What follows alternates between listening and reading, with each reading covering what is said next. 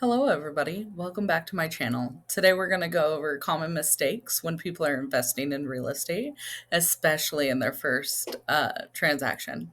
So, I look forward to going over this with you. Let's learn from other people's mistakes. The number one mistake that people make when they're investing, especially their first investment property, is going to be not running the numbers. Things might look great, when you initially look at them, but when you run the numbers, you find out it doesn't exactly meet your goals.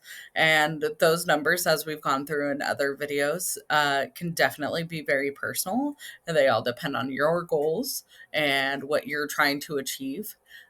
There are a million different calculators out there that you can find to help get to these numbers. If you're not a math person, I'm definitely not. So I have my tools that I prefer to use.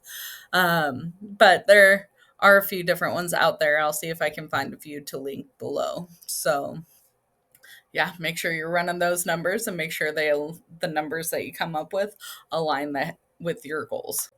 The second mistake I want to talk about is underestimating the repair and holding costs. So basically, with any financial decision you're talking about, you want to have about 3 to 6 months worth of savings stashed away for vacancies and that kind of stuff.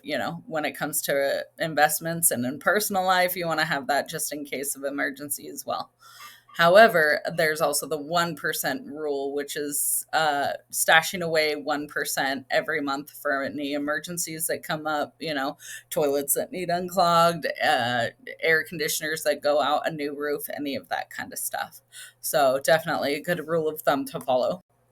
The third mistake I want to discuss is trying to do it all alone. As I've talked about in a previous video, coming up with a team of important people is definitely something to keep in mind. So you want to have a good financial strategist on your team. You want to have a good accountant on your team that's going to help you, legally reduce your tax bill. You want to have a good maintenance person, all these different things. If you're trying to do this all on your own, yes, it'll save you money in the short term, but it's going to be something that's going to cost you in the long term. You're not going to have people on your side trying to help make sure that everything is streamlined, everything is being done in the most productive way possible. Mistake number four, skipping due diligence, is one of the biggest issues that I see. I mean, due diligence is also running the numbers and all that, making sure that you know the property inside as well as out. But not doing an inspection is something that I've seen a few people do, and every time I've seen them do it, it has been something they've regretted. So an inspection is going to show you not only what is going to need repair immediately, but what could potentially need repair in the future. It's going to let you know if it's going to be something that is going to be financially a good decision or not, because it's going to bring all of those things to light and just give you a really good picture of what is actually going on within the home. Any hidden mold or any hidden asbestos or anything like that. It's going to bring it all out. And that's super important to at least have the full picture. It might not make as big of a difference as some might think, but it'll at least let you know if there are hidden issues and can definitely save you a lot of money long term.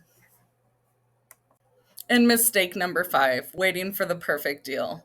There is never going to be a perfect deal. There's always going to be something that's just a little bit off, So, waiting for the perfect deal, you'll be waiting for the rest of your life. You got to kind of just jump into the deep end sometimes. Of course, know where you're at financially, know where you're at physically, know all of those. But if you're waiting for the perfect deal, the likelihood of that happening is very low. So you've got to find something that is a risk that is manageable.